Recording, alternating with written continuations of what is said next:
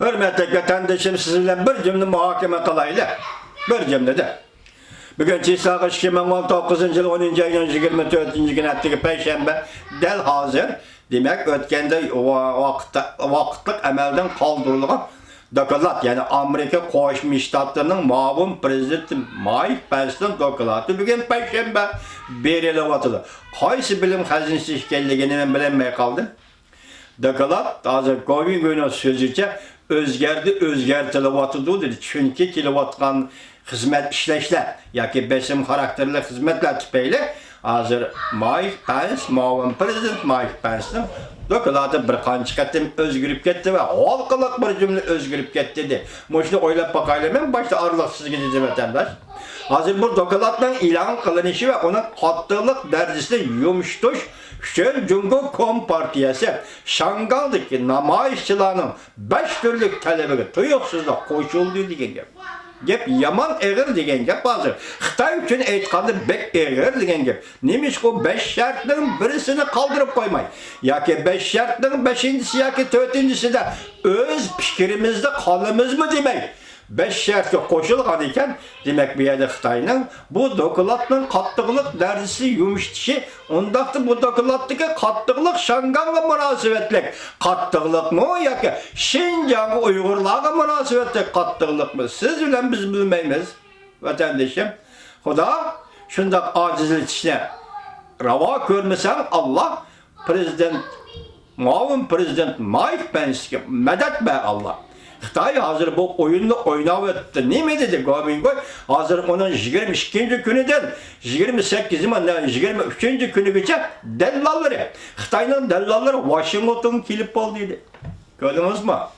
Demokratik devlet Amerika demek Xitay dellallarını sözleydi kalırdı Washington'a övetti. Washington devlet meclisi azalarına, hükümet azalarına, işte presiyaga çıkan generallarga ve hatta presiyaga çıkan devlet meclisi azalarına bu Xitay dellalları sözleydi.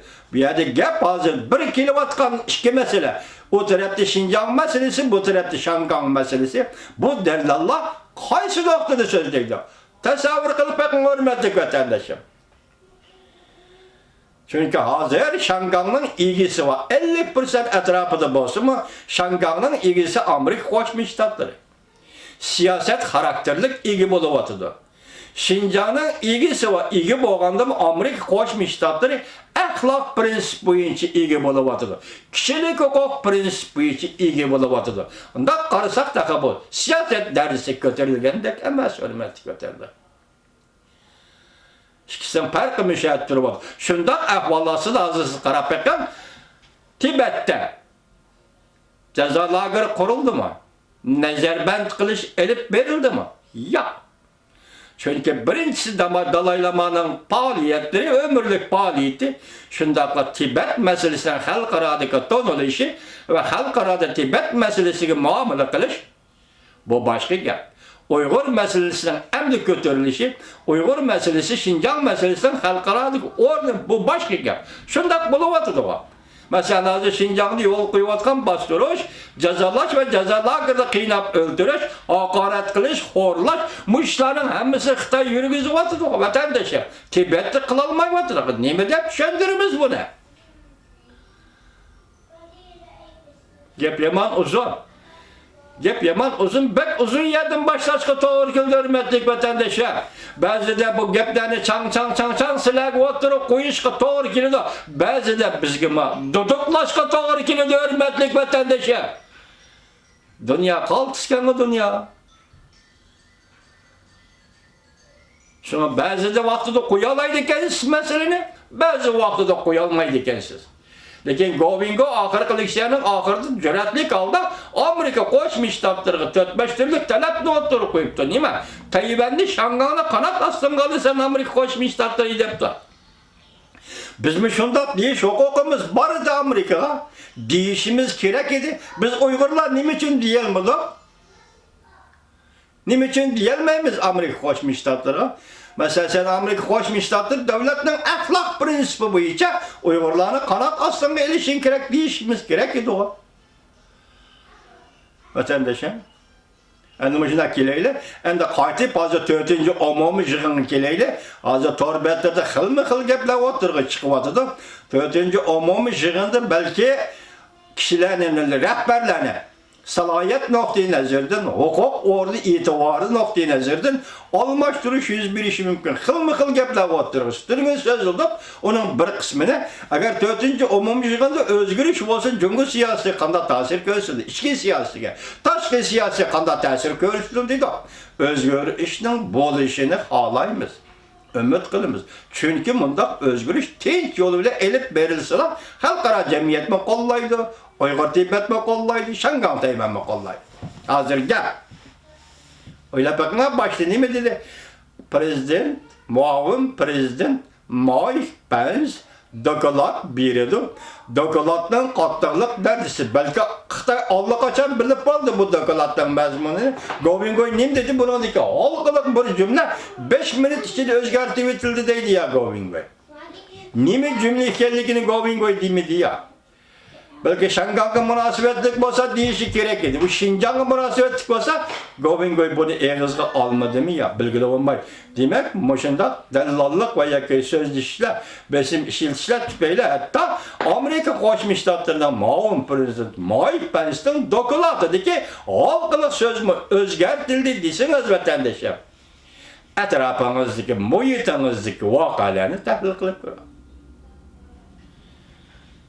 Etraflı, xilma-xil yollar bilan tahlil qilib ko'ramiz. Masalan, buni hozir deylik, biz endi hammani qo'yib turaylik, xo'sh, 5 shartga, Shangalikdan 5 shartga qo'shildim. Uni qachon ijro qilsa, ertadan boshlab bu yoki 4-nji umumiy yig'indan keyinmi? Masalan, Linjini yana amalda vazifasi ilib tashlash, yana bir qanchasi vazifasi ilib tashlash. Undaqda Shangangga belgilaydigan odam kim? Bu odamni Shangang xalq qanchalik qabul qiladi? Uning tayyorligi bormi? Namayişçi Shangang halkı ikinci bir adamni Shangangda memuriyetke koyuş, Jungo Kompartiyasi belgilese onu kabul kıldığın Shangang halkına tayyorligi bormi? Govingoy nima dedi? Shangang halkı ölüm girdabıga ekilib qo'yding. Ölüm girdabıga ekilib qo'yib, yani Shangang hukmronlik qilaman deyishing mumkinmi Jungo Kompartiyasi? Uyg'urlar 3 milyon Uyg'urni boshqani qo'yib nazarband qilib, ularning dardini hamma odam bilib o'tadi. Nazarband qilib, ya'ni Şinjan'ı, ya'ni Uyg'uristonga hukmronlik qiladigan niyating, g'arizing bormi Jungo Kompartiyasi? Balki bu orliqdagi, bu bosh yuzni ziddiyatlarni kelishtiradigan, yarashtiradigan yana bir odamlar o'ttirg'i chiqishi mumkin. Yoki go'moshdilar bizning tilimizdan aytganda, yoki satqullar tarixning tilidan aytgan shunday odamlar o'tirg'i chiqishi mumkin. Hozirgi kunda Uyg'ur tortayotgan kun kulfat tufayli Uyg'urning qotgan va bir kelgan irodasi zada nima? Vatan ichida bu iroda qanday birlik keldi Uyg'urlarda? Vatan sirtida bu iroda qanday birlik keldi? Bir odam bo'lib yashamoq uchun odam o'zining qo'liga ilish kerak vatandoshim. Yoki demak shu odam o'ziga ega bo'lish kerak degan gap. Inchkilik bilan ko'z tiqib. Hozirgi kunda siz biz butun Uyg'ur xalqi o'zining qo'liga ola olgan millatmi, biz emasmi? Qachondan boshlab o'ringa tushib qoldi?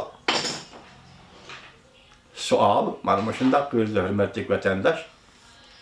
Yana aldırmay tahlil qilamiz.